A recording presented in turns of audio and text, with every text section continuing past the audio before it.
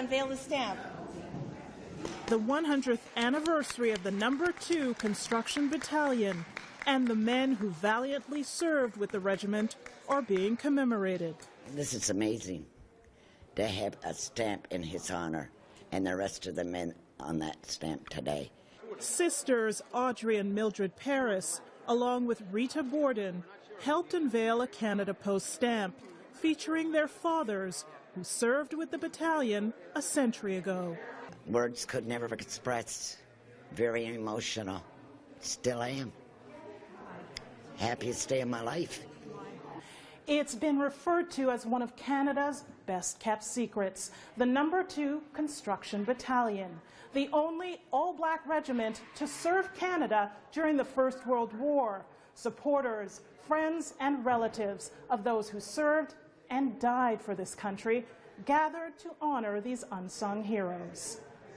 Oh, Danny Boy,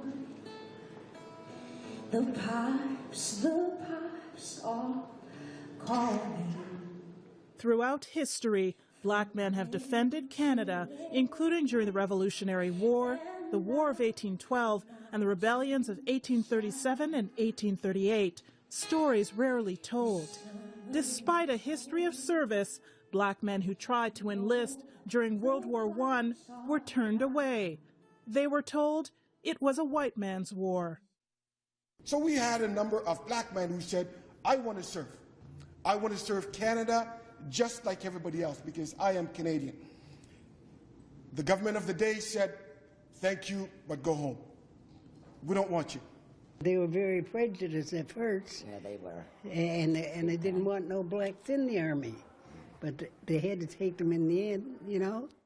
With so many Canadian soldiers killed or wounded on the battlefield and the dwindling number of new recruits as the war raged on, military officials finally relented and the No. 2 Construction Battalion was created on July 5th, 1916.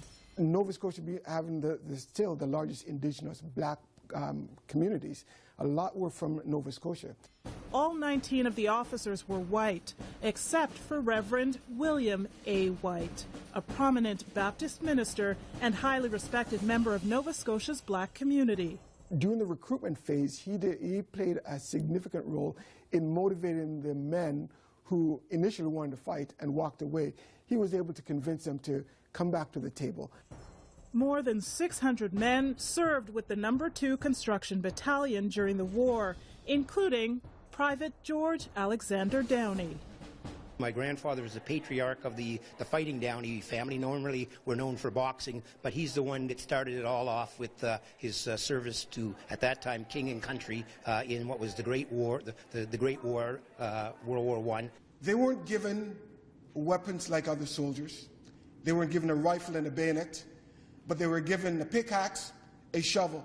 The battalion's role was to support the front lines overseas. There was a requirement to have a unit that was going to do construction. So you're building roads, you're building trenches, etc., for the soldiers to be able to move and to be able to fight from.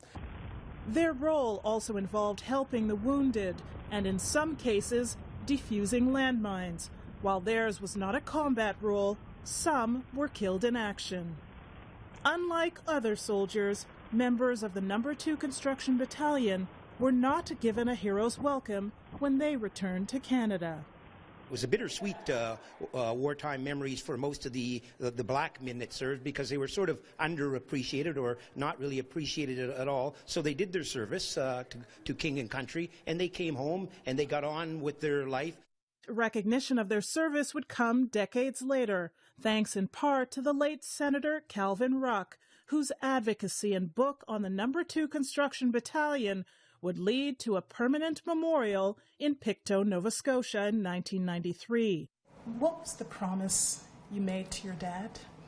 I promised my dad that I would have the Canadian government honor all the soldiers. Kathy Grant is another advocate making an impact, wearing her late father's jacket for just a moment in his memory. She highlights some other items on display as part of the Veterans Voices exhibit. The exhibit explores the history of black Canadians in the military, including her father, Owen Rowe, who served during World War II.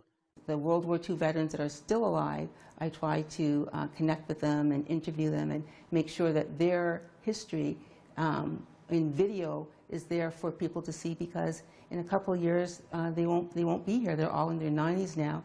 Retired Captain Kevin Junor served with the Canadian Armed Forces for 34 years. He made his own mark on history before retiring in 2014. I was the regimental sergeant major of a Scottish regiment, an infantry regiment. That appointment came in 1998, after Junor became the first black man promoted to the rank of Chief Warrant Officer of the Toronto Scottish Regiment. I've been blessed to be able to accomplish a number of things. I've been given access to privilege, and that privilege is based on the shoulders of these men. Men like Private Selden Thomas Paris, whose family and 88-year-old daughter Audrey are filled with pride and gratitude. I know he's up there looking down upon each and every one of us. God bless you, Dad. I know you're there. We all loved you. Thank you. Thank you.